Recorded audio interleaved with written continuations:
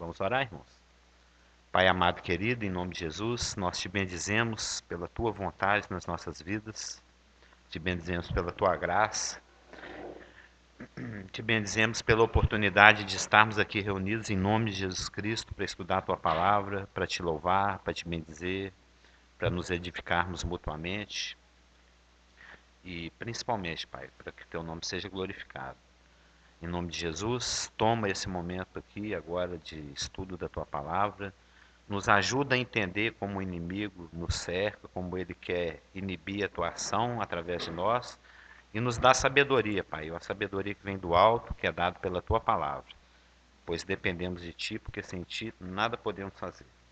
Em nome de Jesus, amém. Saber que nós somos um bando de inúteis, né? Sem Jesus nada podemos fazer. Vamos ler o nosso texto, que é importante, vocês sabem, né? Preceito sobre preceito, regra sobre regra. Viu, Augusto? Nós estamos estudando satanologia. E dentro da satanologia já tem aí umas 2 ou 3 semanas que nós estamos estudando a tentação, e vão ficar mais umas 4 ou 5, porque hoje estudaremos só a resposta de Jesus à primeira tentação. Então nós vamos ler o texto só até a primeira tentação, porque é nela que nós estamos, né? Está em Mateus 4, de 1 a 4. O texto que diz respeito à primeira tentação. A seguir, ou seja, logo após o batismo, né, foi Jesus levado pelo Espírito. Foi o Espírito que levou ao deserto. Viu, Augusto? Às vezes você pode estar no deserto e foi o Espírito que te levou para lá. Então é só não reclamar. É só atravessar louvando ao Senhor. Você chega na Canaã tranquilo. Foi levado Jesus pelo Espírito ao deserto para ser tentado pelo diabo. E depois de jejuar 40 dias e 40 noites, teve fome. Então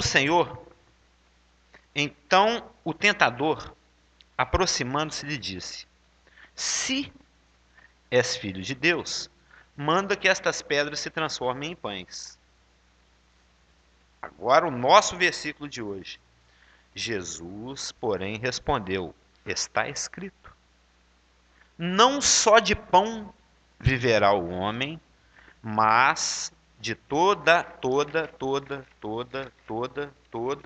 mas de toda a palavra que procede da boca de Deus.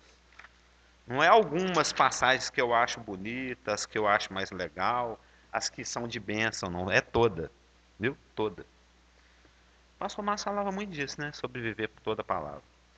Então, nós temos visto até agora, vocês estão notando, garotos, que o inimigo, Satanás, ele só tem um objetivo. Que você fica ocupado. Igual era a Maria, quando Jesus visitou 2 mulheres, teve uma que se dedicou a Jesus, ficou lavando os pés dele. E a Marta era atarefada, né? Cheia de tarefas. Lavar as vasilhas, fazer comida, o mestre, etc.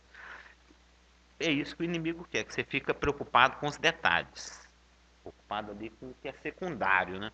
Que você fique totalmente ocupado e preocupado com a vida física, com as coisas que envolvem a vida física. Você gasta os seus recursos, seu tempo, sua energia, sua vida só em função das tripas. Vou viver. Muita gente vive em função da tripa. Ou de outros órgãos, né? Só em função de si mesmo. De autogratificação egoísta, não é? Se autogratificar. Ou seja, ele quer que você fique envolvido com o que é terreno, com o que é aqui do chão. E ele tentou envolver Jesus também com esse tipo de raciocínio. O raciocínio dele é o raciocínio da autocomiseração. Autocomiseração. Eu tenho dó de ti mesmo. Né? Se eu não cuidar de mim, quem cuida? Se eu não me amar, quem me ama? Papai falou que me ama, mas não está parecendo que ele me ama, porque eu estou aqui com fome, com sede, estou suando, estou passando milhões de situações que aparentemente não demonstram que eu sou filho de Deus e muito menos amado. Então, o raciocínio de Satanás é sempre esse: se vira, cara. Dá um jeito. Se você não fizer, ninguém faz. Cuida de ti mesmo. Esse é o raciocínio dele. Fique envolvido com o que é terreno, com o seu estômago, com a sua fome. A pedra transforma ela em pão. Ele quer que você esteja só por conta disso. Só por conta dos apetites, das coisas terrenas, das coisas naturais. E ele tentou jogar esse raciocínio na cabeça de Satanás. O dardo inflamado, né? A projeção. Por quê? Jesus estava num momento em que Satanás supunha, né? Autocomiseração é ter dó de si mesmo, viu, Joel? Você tá com cara aí de que ainda não sabe que palavra é essa. É o cara que fica com dó dele mesmo, ah, tadinho de mim. Ó, lembra do Lip e Hard? Ó vida, ó dor, ó azar. Lembra aquele personagem? Era uma hiena que tinha dó de si mesmo o tempo inteiro e andava com um leão, né? E o leão nem servia para ajudar, né? Mas isso é outra história. Então, Satanás, ele esperava que uma coisa tivesse no coração de Jesus Cristo, a decepção. É isso que ele procura no nosso coração, decepção. No fundo, porque o Senhor prescruta, né? Ele investiga o nosso coração, ele sabe o porquê de todas as coisas. Então, muitas vezes no nosso relacionamento com Deus, a gente se decepciona com Deus, mas não fala nada não. A gente é hipócrita, finge que está tudo bem. Quando a gente deveria ser como o pastor Geraldo e eu, cara de pau. Chegar e esclarecer o assunto. Vamos conversar, pai. Como é que isso aqui funciona? É assim mesmo. Ser sincero, líquide nisso, né? Ser sincero com Deus. Então Satanás, ele sabia. Aliás, a decepção, ela tem uma função importantíssima no programa de Satanás. A decepção. Satanás usa muito a decepção. Porque é através da decepção que ele planta a dúvida. Vê que a coisa está desenvolvendo. Não me lembro muito não, mas eu já li um livro a respeito chamado Decepcionado com Deus, que você está até com um resuminho dele. Lembra lá? Não sei se você leu ainda, mas que ele é muito concentrado, é muito bom. O livro Decepcionado com Deus? É muito bom o livro.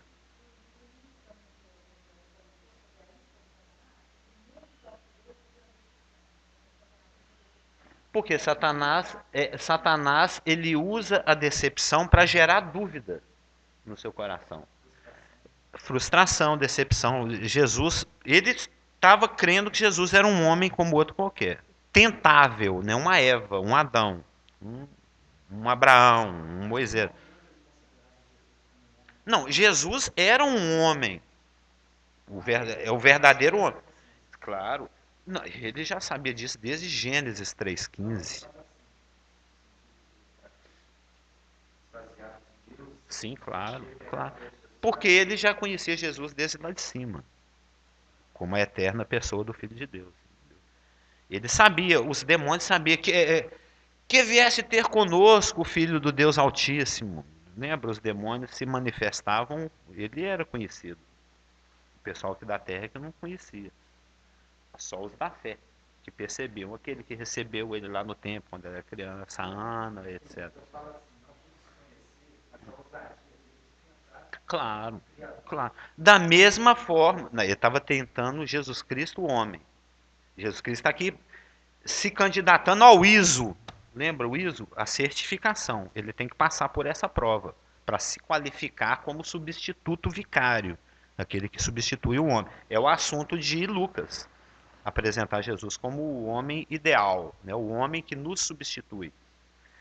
E Satanás sabe que ele usa a decepção, a frustração, porque ele estava supondo que porventura poderia estar no coração de Jesus Cristo. Por isso que ele tentou plantar a dúvida.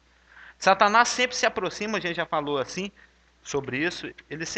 A abordagem dele é sempre tenta te levar para uma distorção do real sentido da palavra, né? Olha lá em Gênesis, é assim que disse Deus, colocando a coisa em dúvida. Conversando com Deus a respeito de Jó. Jó, você acha que ele te teme à toa? Você acha que é de graça? É a essência dele, é a manipulação da informação. Porventura, Jó debalde teme a Deus? Não está lá em Jó 1,9? Eu tinha citado Gênesis 3,1. Mateus 4,3. Se és filho de Deus, transforma, pula. Né? E a Elaine, no outro dia, citou as várias vezes em que Jesus foi tentado ao longo do ministério, aquele lance lá da mulher adulta, né? Mestre, na lei o Moisés mandou que a gente apedrejasse tais mulheres. E você, o que você fala? Sempre dando espaço para o erro, para a ambiguidade, para o mau entendimento da coisa. Entendeu?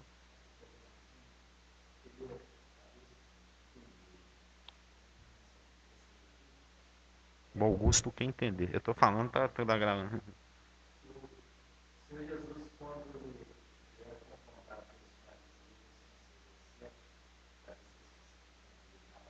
Coloca ele em contradição.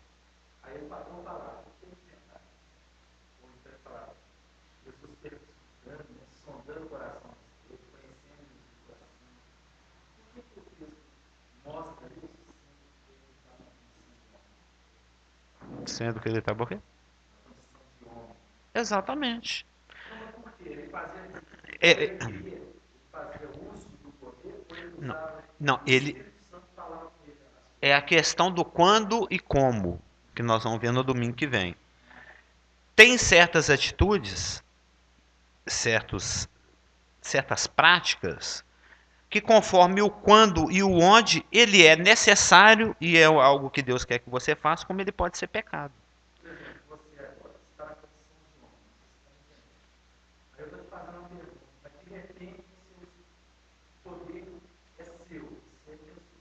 Eu sei.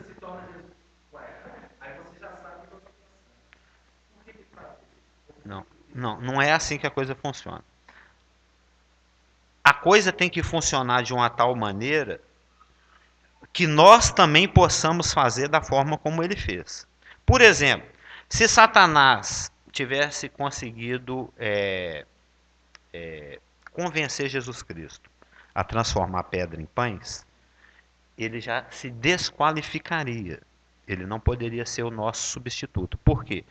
Porque essa condição não está disponibilizada para nós. Por exemplo, se em um momento de fome eu desvio recursos divinos para minha autogratificação, para minha satisfação pessoal, né? Eu transformo pedra em pão para satisfazer a minha fome, sendo que eu sei que é a vontade de Deus que naquele momento eu esteja em jejum. Se ele tivesse transformado pedra em pão, ele não poderia te substituir, porque hoje nós não temos essa condição de transformar pedra em pão quando estivermos com fome. Eu tive que ir numa padaria lá longe, a 10 minutos de distância, fazer meu lanche hoje. E depois vim andando 10 minutos até aqui. Porque eu tenho que ir lá e comprar o pão. Eu não acho uma pedra no chão e pim, transformo.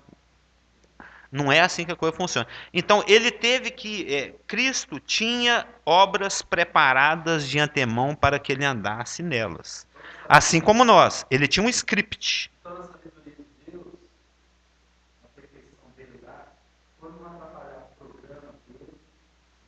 Não, não é atrapalhar. Ele só fazia o que estava dentro do programa. Não. Não, ele ficava sabendo no momento. Tem um versículo, eu agora não me lembro, em Provérbios, eu não sei se está marcado nessa Bíblia. Uma vez eu até fiz uma pergunta para Pastor Marcos, a Bíblia tem erro. Eu falei assim, a Bíblia tem erro. Porque tem um versículo aqui, eu não me lembro agora onde é que está em Provérbios, que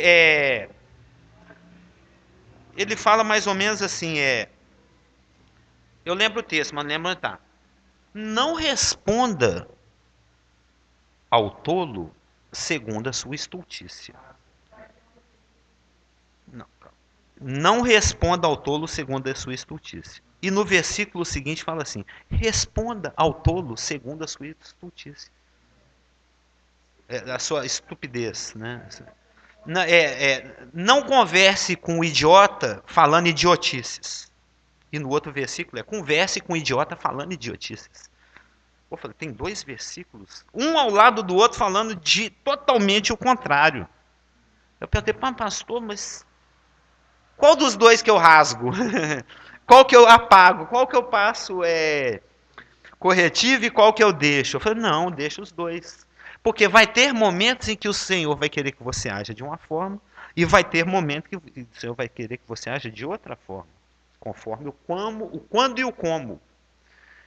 Ou seja, traduzindo, O que esses dois versículos, um mandando fazer uma coisa e o outro mandando fazer a outra completamente ao contrário, eu vou achar esse versículo, vou trazer, nem que seja semana que vem, ou acho aí, enquanto o pastor prega, eu fico distraído procurando.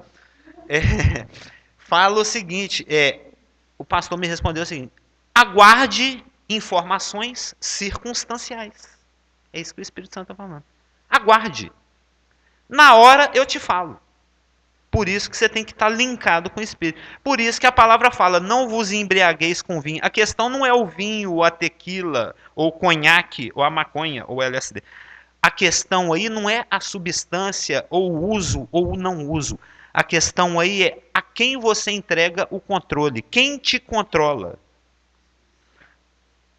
A necessidade para que você viva bem, para que você produza vida, para que você cresça, é que você esteja controlado pelo Espírito. É o que o Senhor fazia.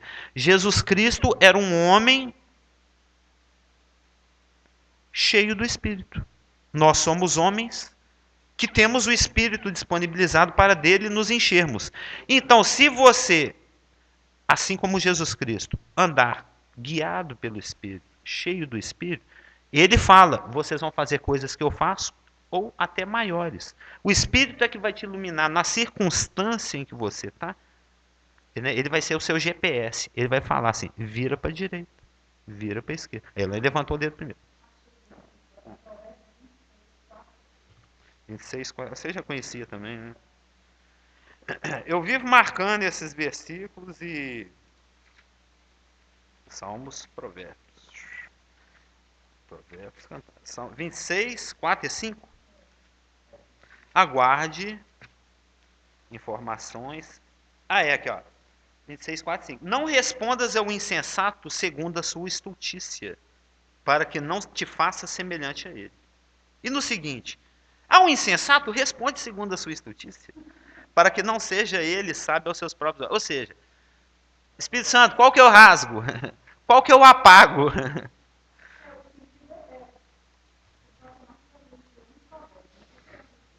Eu tenho o hábito de ler provérbios. É maravilhoso. Você lê provérbios um capítulo por dia, no final do mês você leu ele todo.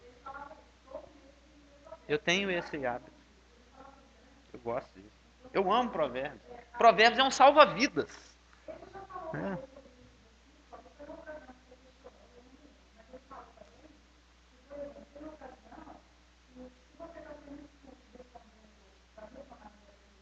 O estúpido?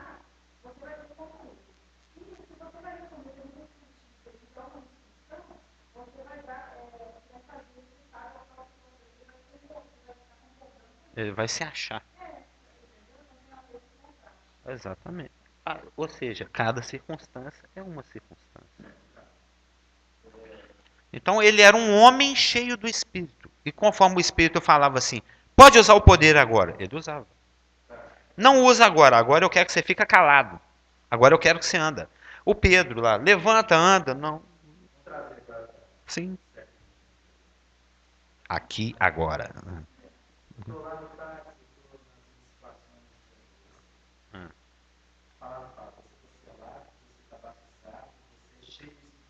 Etc.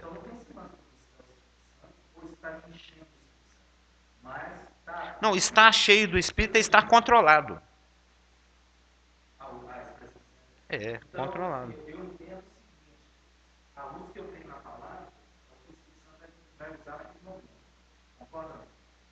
Claro. Sempre no momento.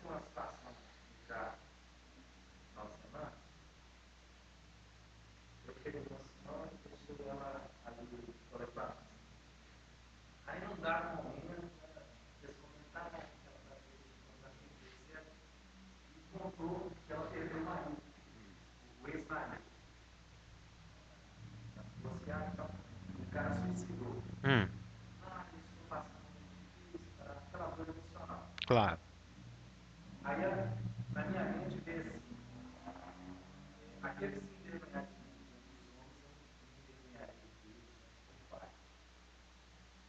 É que tem que me negar, né? É. Claro. E aí?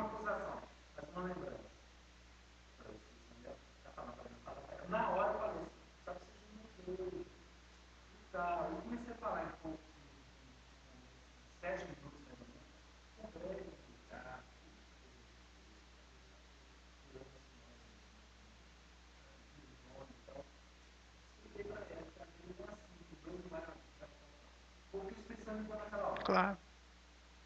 É assim que funciona.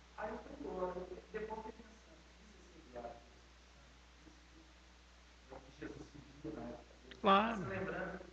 É exatamente isso. É, é exatamente.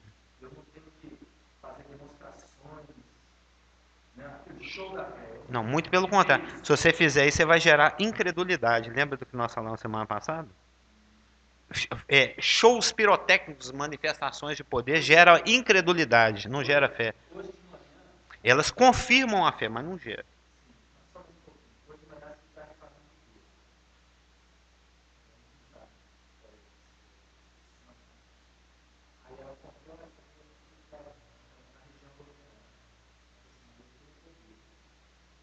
O poder está disponibilizado.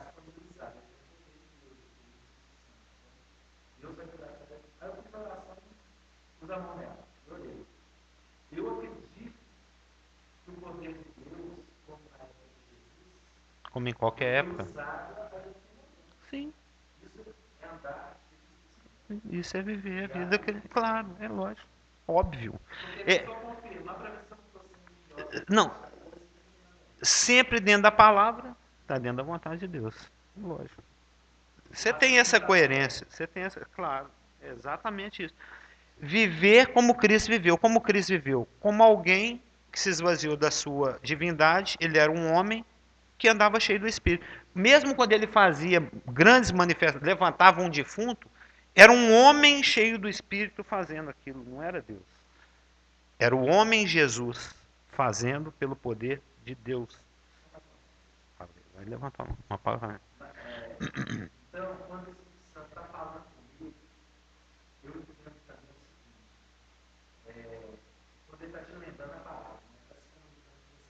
Através da palavra. Sempre através da palavra. Ele nunca vai citar o Alcorão. Lembra? Sim, claro.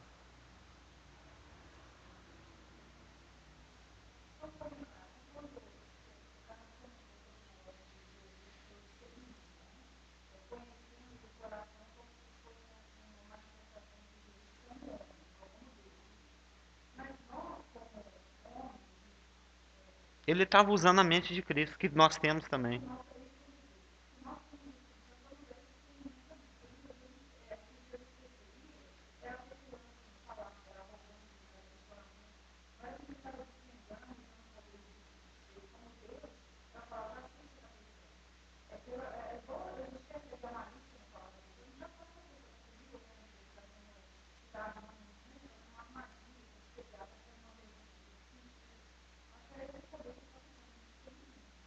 Dado pelo Espírito. Porque se ele tivesse usando o discernimento do próprio Jesus, homem, ou qualquer outro discernimento, já não seria divino. Seria qualquer coisa menos divino, satânico no caso. Mas observa que, qual que é o nosso versículo? Jesus, porém, respondeu, está escrito. Ou seja, a resposta de Jesus é uma citação bíblica. Então nós vamos observar o Senhor usando o escudo. Isso é usar o escudo da fé. O inimigo lança um dardo. Duvidando eu que você é filho de Deus e que você é amado, então se vira e transforma a pedra em pão. Satanás jogou um dardo. Se vira. Você está abandonado. Você não é filho e nem amado. O contrário do que a palavra fala. O Senhor levanta o escudo da fé. E como é que ele apaga esse dardo de Satanás, que insinua que ele não é filho e nem amado? Usando o escudo da fé. Lembra? Fé pode ser a fé redentora, a fé salvação. A fé pode ser algo que é um dom que o Espírito dá para ser usado dentro da igreja, com um propósito específico. E a fé também é o conjunto de doutrinas. A fé, nesse texto aqui de Efésios 6,16, lembra que Judas fala assim, nossa, eu estava querendo escrever um negócio para vocês, e eu ia falar até de outro assunto, mas o Espírito Santo me puxou para falar desse outro aqui. O Espírito Santo me chamou, Judas, aquele livro pequenininho, Apocalipse, tem um capítulo. O Espírito Santo me constrangeu a falar da fé Vamos lá no versículo. Pela qual nós devemos batalhar, ou seja, aquele corpo de verdades, aquele conjunto de doutrinas que nós devemos defender, porque ela nos defende, olha lá. Judas 3. Amados, quando eu empregava toda diligência em escrever-vos acerca da nossa comum salvação, foi que me senti obrigado a corresponder. É o Espírito Santo. Judas 3. Judas 3. Só não tem capítulo. Foi que me senti obrigado a corresponder-me convosco, exortando-vos a batalhardes diligentemente pela fé, que uma vez por todas foi dada aos santos. Essa fé aqui é a fé doutrina. É o conjunto de verdades que Deus revelou. É o pensamento de Deus expresso. É o que Deus quer. É a fé doutrina. Então, o diabo vem e fala, transforma a pedra em pão. Aí Cristo, conhecedor que é das Escrituras, ele vai e levanta Deuteronômio 8:3 para se defender. O dardo veio, viu, Casal Augusto? Você não é filho nem é amado, se vira. Aí ele levanta Deuteronômio 8:3 e se protege. A proteção dele é Deuteronômio 8:3. É o que Deus falou. O que Jesus respondeu? Não só de pão viverá o homem, mas de toda palavra que procede da boca de Deus. Ou seja, ele se defendeu usando a palavra da verdade.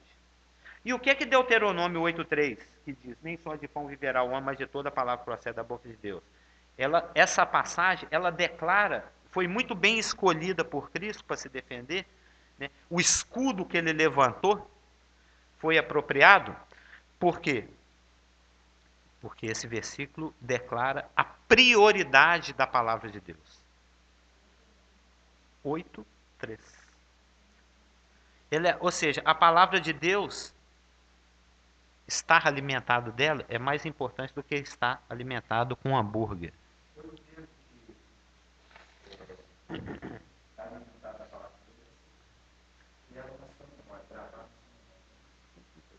Não, todas as formas, inclusive. É ficar lendo, é ficar meditando, é estudar. Não, nem o diabo sabe. Tem um monte de testemunho de Jeová andando por aí também que sabe. Eu, nesse momento tenho vários, né?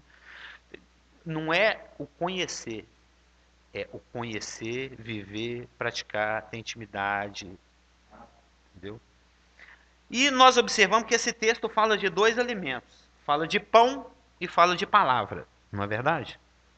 São as duas dimensões da vida humana, a dimensão física e a dimensão humana. Jesus falou assim, o homem não vive de pão de jeito nenhum, mas só da palavra de Deus. Não é isso que ele falou. Ele falou que não é só de pão, nem só de pão. Ou seja, Jesus, Augusto, ele não está falando que o homem vive sem pão, não. Ele reconhece. Deus não é doido, ele sabe. Ele reconhece que se vive, que se precisa dos dois alimentos, o pão e a palavra de Deus. Mas a gente tem que encontrar a ordem de prioridades. O que é mais importante? O que tem que vir primeiro? Qual que é a ordem certa de prioridade? Qual é que é aquele versículo lá de Mateus? Buscai primeiro as coisas da minha casa. A minha conta de luz, a minha água, a minha barriga, se o meu carro está com gasolina. E depois, se der tempo, eu busco as coisas de Deus. É assim que funciona? Buscai primeiro o reino de Deus. As coisas que pertinentes ao mundo espiritual, né? Buscai primeiro o reino de Deus. O resto é resto. Né? Ou seja, Jesus está citando um versículo que Satanás vem falando assim, você está com fome, se vira, Deus te abandonou. Ele está respondendo o seguinte, para início de conversa, comer para mim não é prioridade.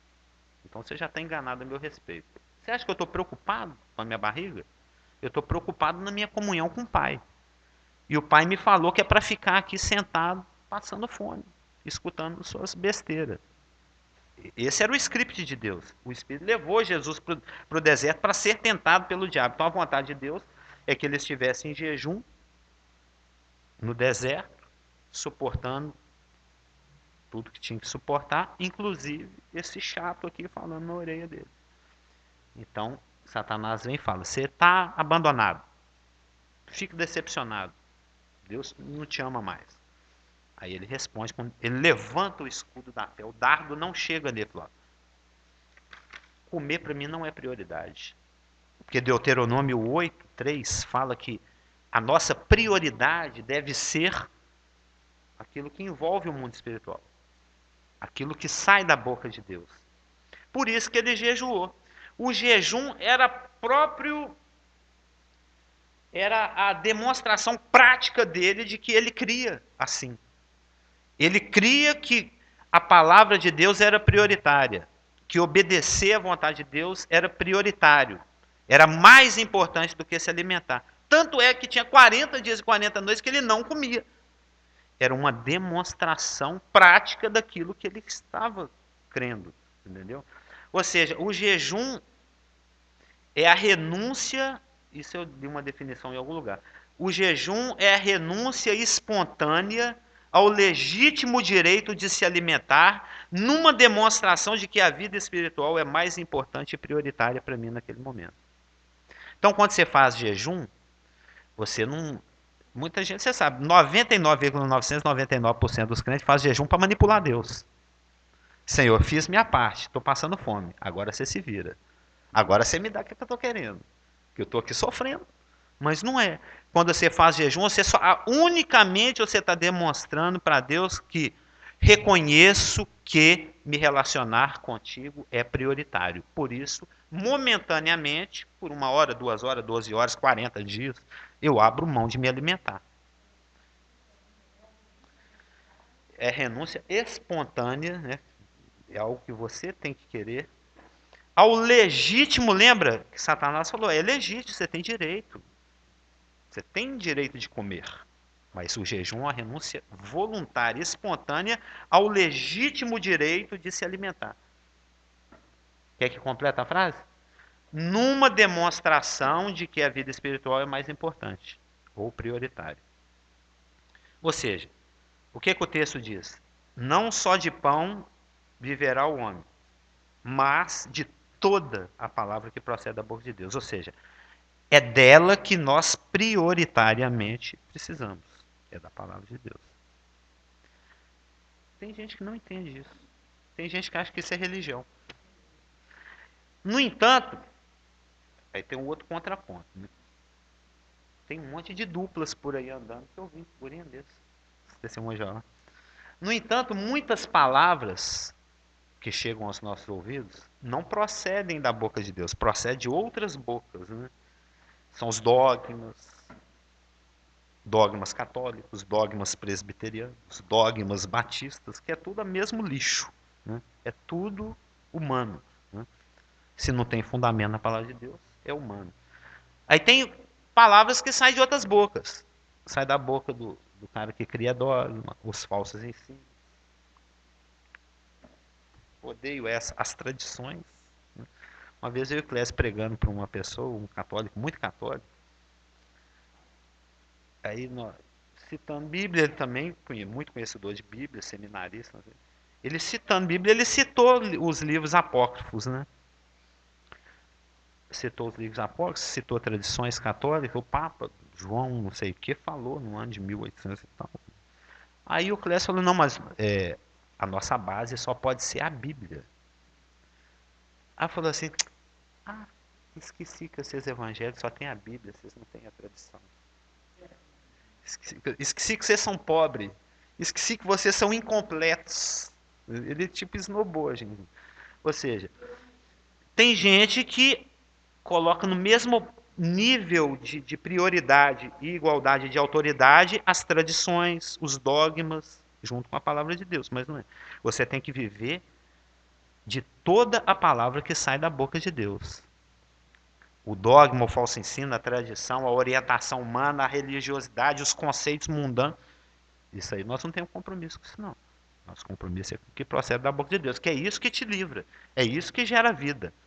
Entendeu? E você estava perguntando, mas como é que eu vou saber? É hábito. Habite ricamente em vós a palavra de Cristo. Não fala em Colossenses? É o hábito, é o contato. É Eu não sei se isso acontece com os irmãos, não vou falar isso por ufania, nossa, que espiritual, né? Que bonzão. Eu penso na palavra de Deus praticamente o tempo todo. Eu busco é uma coisa de disciplina. Se você der espaço para porcaria na sua mente, você vai ser levado à dúvida, à incredulidade, à rebelião e à morte. Eu sei que você sempre sabe, mas pergunta.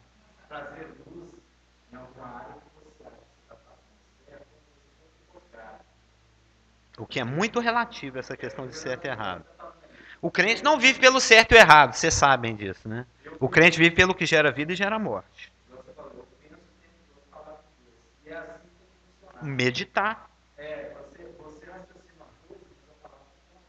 Nós vamos brincar aqui em Deuteronômio, você já pode até deixar por lá, Deuteronômio 6, 7, 8, nós vamos brincar muito por aqui. É aquilo lá, ó Deuteronômio 6, 6.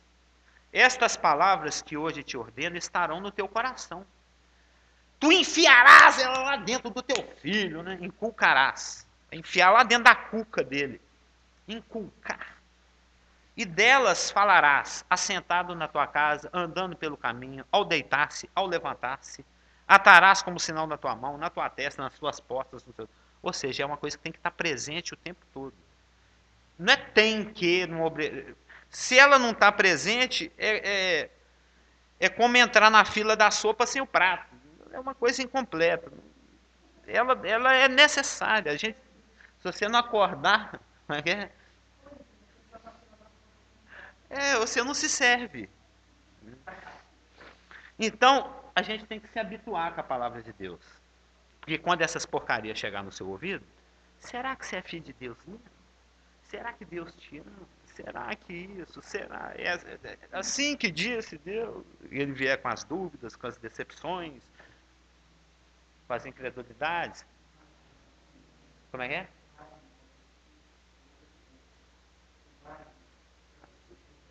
Ah, ele está a caminho?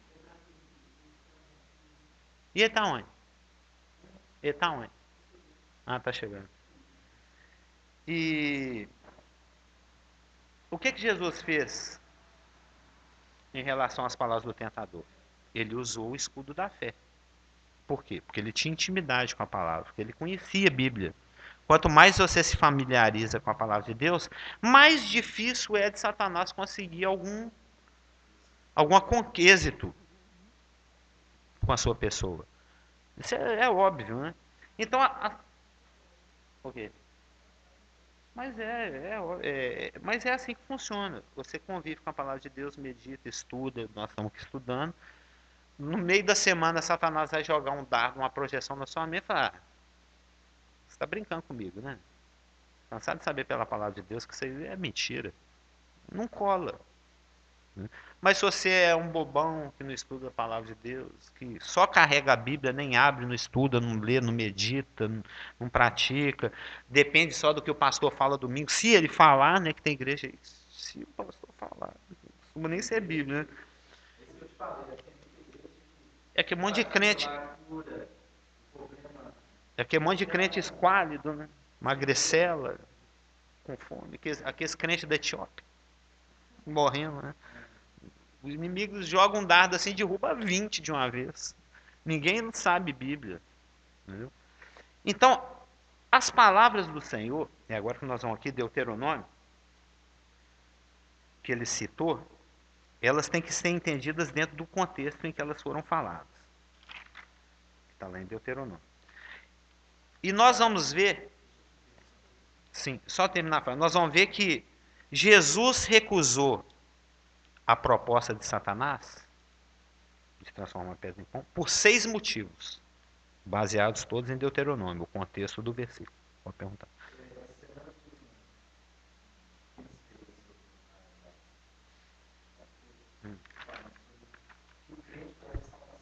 Não tem nem jeito. É só levantar o escudo da fé, né?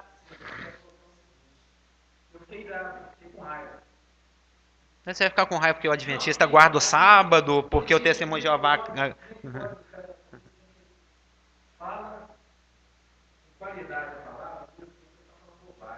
Claro. Da mesma forma que Satanás vai falar com qualidade na segunda tentação, mas vai falar bobagem. Aí o que eu estou falando por você conhecer a palavra, não é a questão da soberba. Você se irrita com aquilo. Normalmente você se irrita. Pô, Indigna, né? você fica indignado. Pô, eu estou sentindo aqui, não. De duas pessoas que vai fazer com que as pessoas fiquem dúvidas do que salvo. Então quem está falando? Se vai fazer com que as pessoas fiquem em dúvida, quem que te deixa em dúvida? A questão é, deixa falar. É o que Jesus falou. Ah, mestre, estão pregando, curando o seu nome. Deixa. Depois nós resolvemos isso aí. Deixa o joio crescer com o trigo. Depois, nossa. Não é o quando e como. Vai ter o momento de resolver. Que ele vai corrigir isso aí. Então o Senhor recusou a proposta de Satanás. Ah, se você é filho de Deus, você não transforma isso em pão. Né? Usa o seu poder filial divino. Né? E ele recusou por 6 motivos. Eu vou citar os 6 motivos e depois a gente entra nos pormenores. Ele recusou a proposta de Satanás porque ele entendia, Jesus entendia, que a privação, ele está ali privado de alimento, de conforto, né? Uma situação de privação que ele estava. Que Deus usa, ele sabia que Deus usa a privação para testar a fé do homem. Então ele está dentro do programa normal de Deus. Satanás querendo fazer, ah, nossa, coisa, hein? Você está passando fome. Não, Satanás, está tudo tranquilo. É assim que Deus trabalha. Para alguém que vive pela emoção, que vive pela circunstância, que não vive pela palavra de Deus, pode ser que o argumento de Satanás, bom dia, pode ser que o argumento de Satanás não colasse. Nossa, mas filho de Deus não passa perreio, não, é? Filho de Deus não passa aperto. Esse é o argumento de Satanás. Mas Jesus recusou a proposta de Satanás de transformar pedra em pão, porque ele sabia, não, crente também passa fome. Crente também passa aperto. Crente também fica sem dinheiro. É normal. Não é anormal. Então, ele sabia que estava dentro da normalidade. Né? Dentro do imediatíssimo contexto aqui de Deuteronômio 8, 3, ou seja, o 2, né? No versículo anterior ao que o Senhor citou, porque a experiência de Cristo é muito análoga, né? É muito semelhante, é muito paralela à experiência de Satanás no deserto, por 40 anos. Só que Jesus aqui está demonstrando obediência e Israel demonstrou. De Israel. E Israel demonstrou desobediência. Eu falei outra coisa? Hã? Ah, tá, não. A experiência de Israel no deserto é muito análoga, paralela, semelhante, igual à experiência de Cristo no deserto. Aliás, Cristo está sendo bem sucedido no deserto exatamente onde o primeiro casal falhou, lá no Éden, e aonde Israel falhou, no deserto. Ou seja, aprender a respeito de obediência. Obediência é o mais importante do que qualquer coisa. E o Senhor entendeu. Satanás falou, poxa, você está passando fome, você não é filho de Deus.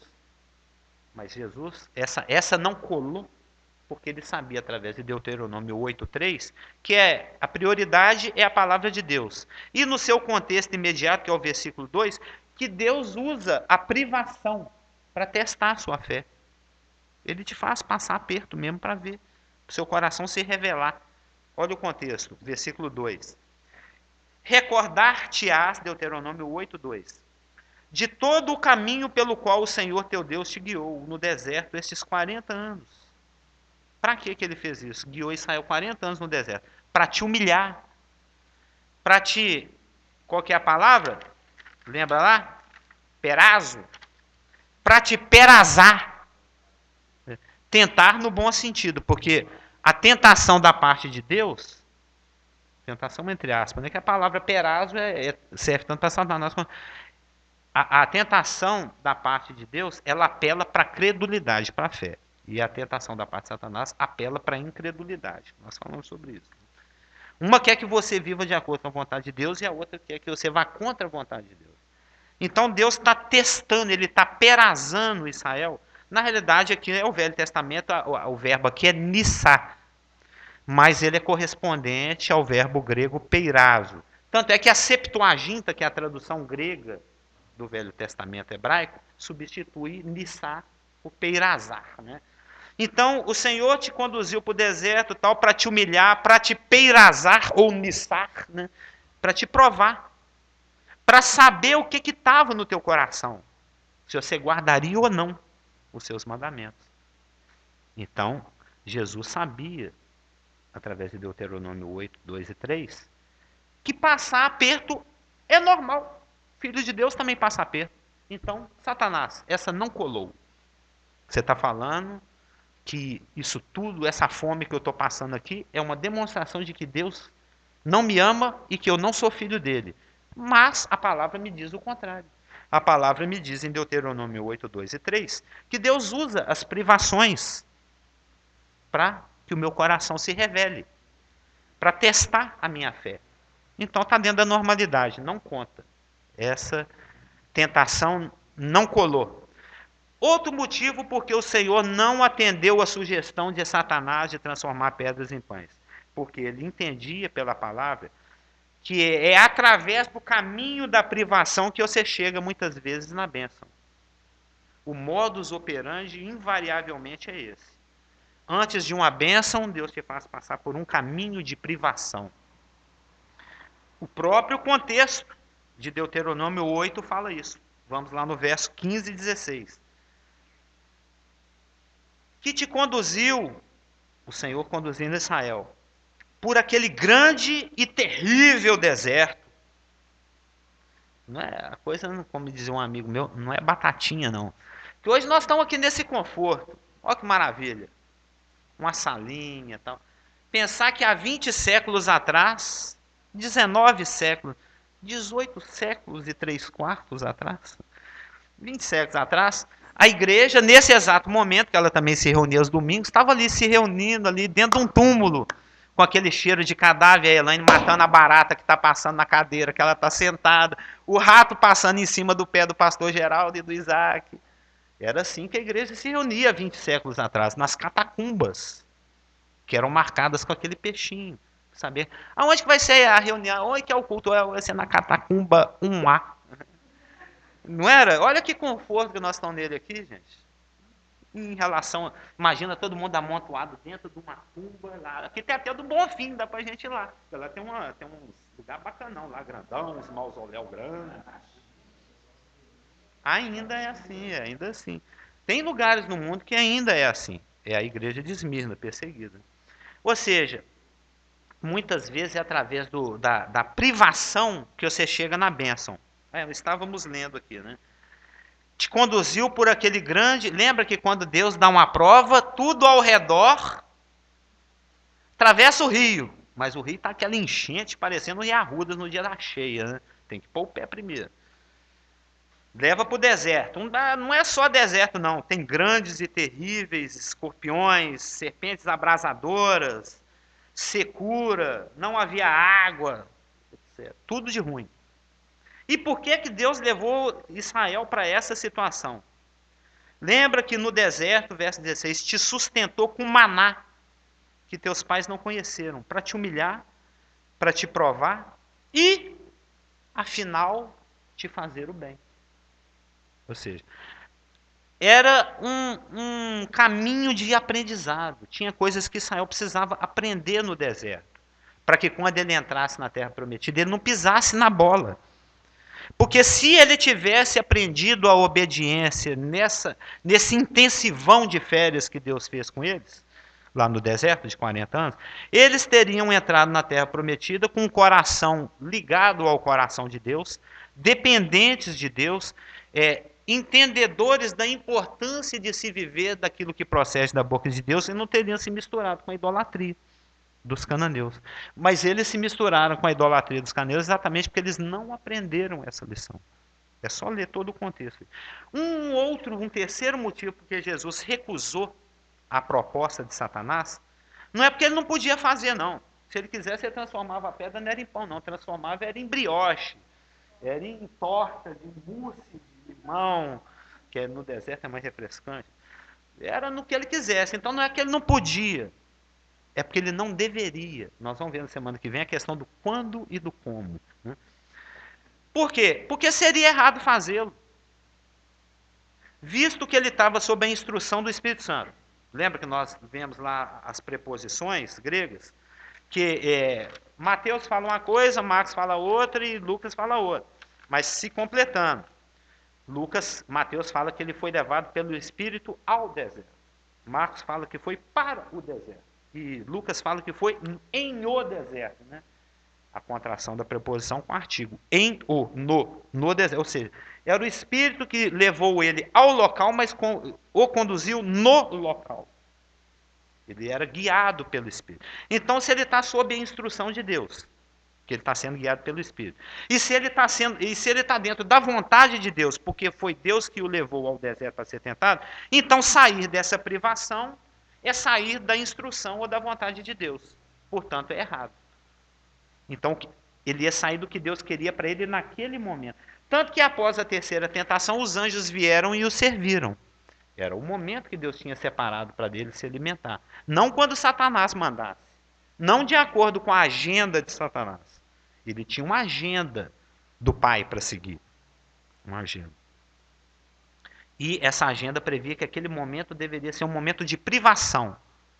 Ele estava se qualificando, recebendo o ISO, né, para ser o nosso substituto vicário. Lembra que a gente já falou sobre isso? Então, sair dessa privação seria errado. Então, não é que ele não podia, é que ele não deveria. Um quarto motivo por que Jesus não aceitou a sugestão de Satanás de transformar pedras em pães é porque seria um ato de desobediência. Se o Senhor estava com fome, como consequência de estar no deserto, porque no deserto não tem padaria, não tem lanchonete, então era a vontade de Deus que fosse assim, porque foi Deus que levou ele para lá. E mudar isso seria ir contra a vontade de Deus. Desde antes da eternidade, ele já sabia que ia passar por esse momento. Quinto motivo por que Jesus não aceitou a sugestão. Depois você anota os todos. Por quê? Porque seria um ato de incredulidade transformar pedra em pão. Seria um ato de desconfiança em relação à bondade e à orientação de Deus. Deus é que me trouxe. Deus é que está me guiando. E não está acontecendo nada estomacal. Então está dentro da vontade de Deus. Se eu vou transformar pedra em pão por sugestão de Satanás, então eu estou começando a desacreditar, a desconfiar do plano que Deus criou para mim, da orientação, da forma como Ele está conduzindo a coisa. Se eu alterar isso pela minha própria vontade, fora da instrução de Deus, eu estou dizendo para Deus que Ele não está sabendo planejar. Então é um ato de incredulidade. Satanás levou Eva a duvidar da bondade de Deus. Deus está escondendo coisa aí. Deus escondeu só para ele. Se eu fosse o seu, pegava. Na marra. E ela foi lá e pegou na marra. Satanás também tentou levar Israel a duvidar da bondade de Deus. Tanto é que Israel murmurou no deserto e exigiu que Deus provasse que ele era bom. Engraçado, eu tive lendo, meditando muitíssimo. Isso aqui é dar um outro estudo a respeito disso, durante essa semana. Deus só responde à fé. Deus nunca manifesta algo para o incrédulo. Nunca. Ele só responde à fé. Deus não ouve pecadores. Ele não tem nada a provar para a incredulidade, para Satanás. Eu estou começando a enxergar isso, que esse foi o único momento na história em que Deus fez uma coisa assim com raiva. Eu vou mostrar para Israel que eu sou Deus. Israel, com incredulidade, questionou a divindade e a bondade de Deus. Eu devia ter ficado no Egito, lá tinha cebola, tinha comida gostosa. Aqui só tem esse lixo. Porque maná em hebraico esse lixo significa. Sabia que maná significa? Que porcaria é essa? É isso que significa no hebraico. Para não usar uma palavra mais pesada, eu vou usar que porcaria. Mas no hebraico é isso que significa maná. Porcaria que é isso aí? É isso que significa. O alimento que Deus providenciou para te sustentar, que é tipo de Cristo, em hebraico significa que porqueira é essa aí? Por isso que ficou batizado, que eles acordaram de manhã, tinha aquele na realidade era um alimento para mim extremamente desagradável, que era um pão de mel com gosto de coentro. Coentro é horrível, não é? Coentro, eu já conheci coentro no Nordeste, que treco, parece sabão. Você come aquele negócio e fica rotando o resto do dia. Não é horrível? Mas Deus é sábio. Eu estive lendo no Nordeste, eu odeio coentro, mas no Nordeste eu comia, porque no Nordeste a higiene é muito precária. E o coentro é a causa do nordestino morrer, porque o coentro ele é um desinfetante intestinal. Ele limpa, ele é tipo jogar aquela coisa hiperfedorenta no banheiro, como é que chama aquele treco? Criolina. É como tomar criolina. É saudável, é saudável. Mas é gustativamente. Mas Deus estava cuidando. Ele não está. Ele te dá pão, ele não te dá mousse de limão, que é o meu favorito. Mas então, Satanás levou Eva a duvidar da bondade de Deus, está tentando fazer com que Jesus Cristo duvide da bondade de Deus, e ele levou Israel a duvidar da bondade de Deus a ponto dele murmurar: exigimos que você prove que é Deus. E Deus provou, respondeu à incredulidade uma única vez na história, na minha opinião, e mandou codorniz. Choveu rolinha na cabeça deles, choveu pombo, né? Mandou carne, que eles comeram de um tal jeito, comeram assim de morrer. Engasgado, de tão engasgado. Morreram engasgando com a comida. Vocês já leram a passagem. Foi um dos momentos mais críticos. Até sair pela orelha. Foi um dos momentos mais críticos de Deus na sua relação com Israel. É muito citado em vários salmos, tal, aquela tentação. E por fim, para fechar, um sexto motivo, porque 6 é o número do homem, e Cristo nos substitui, né, como homem. Por que um sexto motivo porque Jesus recusou a proposta de Satanás de transformar a pedra em pão é que porque o Senhor entendia que a vida é mais do que mera sobrevivência física. Lembra que foi primeiro assim que nós começamos a EBD hoje, né? Dentro do próprio contexto.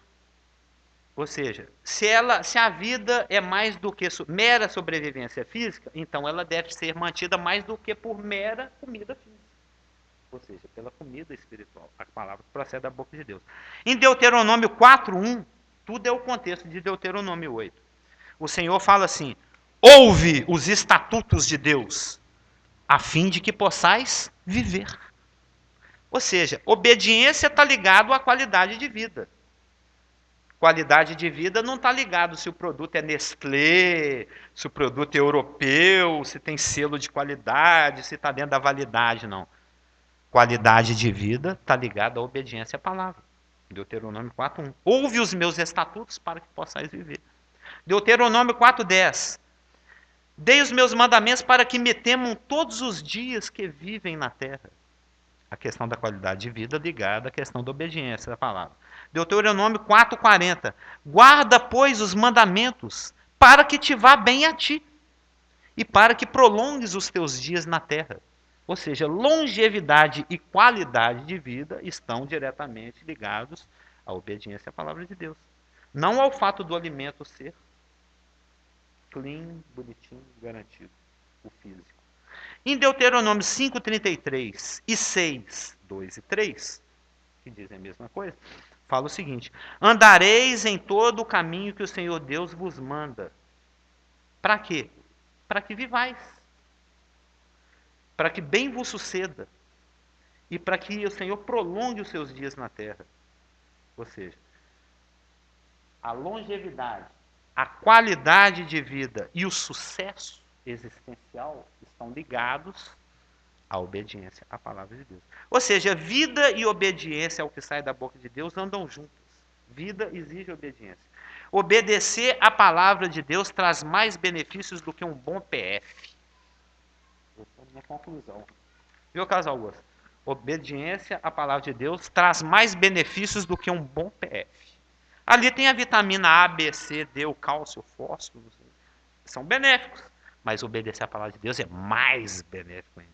Você vai ser longevo, vai viver muito, vai ter qualidade de vida e vai ser bem sucedido. Ou seja, é prioritário, não é? E Cristo entendia isso. Por isso que não colou. Por isso que quando Satanás veio com aquele papinho dele, foi pouca coisa perto do que Cristo cria Puxa, eu creio que a privação é o caminho de Deus para a bênção. Eu creio que a privação me dá crescimento, me amadurece. É assim que Deus faz as coisas. Então, vou continuar obedecendo. Recuso a sua proposta. Levantou o escudo da fé, o dardo bateu, e caiu no chão. Tanto é que ele vai colocar outra flechinha dele para jogar.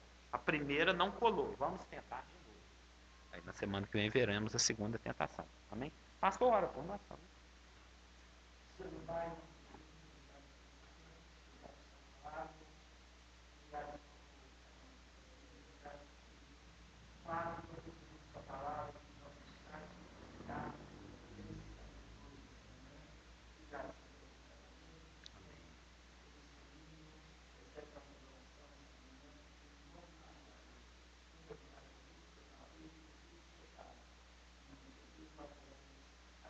Amém.